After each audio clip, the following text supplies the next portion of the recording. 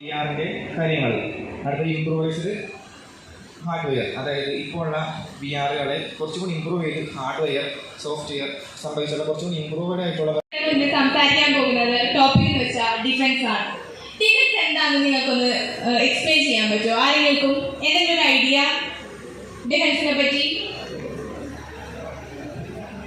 Defence എന്ന് പറഞ്ഞു കഴിഞ്ഞാൽ കേവലം അത് ശത്രുക്കൾക്കെതിരെയുള്ള വേറൊരു കവചമല്ല, അത് നമ്മുടെ രാജ്യത്തിന്റെ ഒരു ഇംപ്രൂവ്മെന്റ് കൂടിയാണ് ഡിഫൻസ്.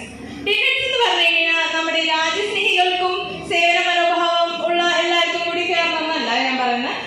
അങ്ങനത്തെ ഉള്ളവർക്ക് ഏറ്റവും ഉചിതമായി തിരഞ്ഞെടുക്കാൻ പറ്റുന്ന ഒരു ജോബാണ് ഡിഫൻസ്. പക്ഷേ അതില്ലാത്തവർക്കും നമുക്ക് കയറാൻ പറ്റും. ഇതിന് ഡിഫൻസിന്റെ സെക്ടറിൽ ഒരുപാട് ആനുകൂല്യങ്ങളും അതോടൊപ്പം തന്നെ ചാലഞ്ചസും ഇൻക്ലൂഡഡ് ആണ്. ഡിഫൻസിന്റെ ജോബ് നമ്മൾ തിരഞ്ഞെടുക്കുമ്പോൾ കുറെ വാല്യുബിൾ ആയ സ്കിൽസും അതോടൊപ്പം അതിന്റെ കൂടെ നമ്മ ആ സെക്ടറിലോട്ട് കയറുമ്പോൾ അത് നമുക്ക് വർദ്ധിപ്പിച്ചെടുക്കാനും സാധിക്കും. നാല് ചുവരുകൾക്കപ്പുറമുള്ള ലോകത്തെ നയിക്കാൻ ഓരോ കുട്ടിയെയും പ്രാപ്തരാക്കുക എന്നത് കൂടിയാണ്. ഗുരു എന്ന പദത്തിന്റെ അർത്ഥം മനസ്സിൽ നിന്ന് അന്ധതയെ നീക്കുക എന്നതാണ്. ഇന്ന് നമ്മുടെ സമൂഹത്തെ ഗ്രസിച്ചുകൊണ്ടിരിക്കുന്ന ലഹരി, മതസ്പർദ്ധ, ജാതി വിവേചനം എന്നീ തിന്മകളെ നീക്കി നല്ലൊരു പൊതു സമൂഹം ഉണ്ടാക്കാൻ ഓരോ ടീച്ചർക്കും കഴിയും. ഇല്ല, ഇപ്പോൾ ഗ്ലോബൽ റീച്ച് പോസിബിൾ അല്ല. It is only possible in digital digital ബിസിനസ്സിൽ മാത്രമേ പോസിബിൾ ആയിട്ടുള്ളൂ. ആൻഡ് അടുത്തതാണ് ഇൻക്രീസ് കോമ്പറ്റീഷൻ ആൻഡ് ഇന്നോവേഷൻ. അവിടെ ഇന്നോവേഷനും കോമ്പറ്റീഷനും ഇല്ലാത്തൊരു ബിസിനസ് എന്ന് പറഞ്ഞാൽ ഉപ്പില്ലാത്ത കഞ്ഞി പോലും ഭയങ്കര ഷോക്കായിരിക്കും. കോമ്പറ്റീഷൻ ഉണ്ടെങ്കിൽ ഇമ്പാക്റ്റ് ആണ് ഇവിടെ ഉണ്ടാക്കിയെന്നാണ്.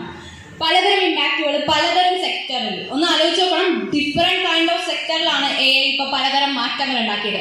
അത് നമ്മൾ നോക്കുകയാണെങ്കിൽ എഡ്യൂക്കേഷൻ, നമ്മളിപ്പോ പഠിക്കുന്ന സ്റ്റുഡൻസ് ആണ് അല്ലെ. ഇവിടെ എന്തൊക്കെ മാറ്റങ്ങൾ ആർക്കെങ്കിലും ഒക്കെ പറയാൻ പറ്റുമോ? എന്തൊക്കെ മാറ്റങ്ങളാണ് ഉണ്ടാക്കിയത്? എഡ്യൂക്കേഷൻ നമ്മുടെ സെക്ടറിൽ എന്തൊക്കെ മാറ്റങ്ങൾ? ഓക്കെ, അപ്പോൾ നമുക്കറിയാം പല ശരിയല്ലേ?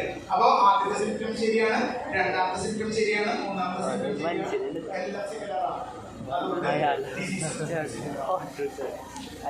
ഈ ഒരു കൺസെപ്റ്റ് ആണ് ഞാൻ ഉപയോഗിച്ചത്.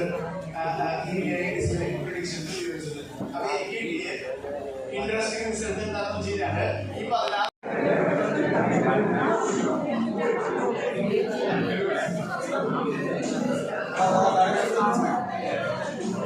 അവരുടെ പുറത്തേക്ക് ഇറങ്ങിയ സ്റ്റുഡൻസിന്റെ പല ഇൻസ്റ്റിറ്റ്യൂട്ടുകളിലുമുള്ള ബന്ധം അല്ലെങ്കിൽ അവരുടെ ജോലി സ്ഥലങ്ങൾ. അപ്പൊ അതുകൊണ്ട്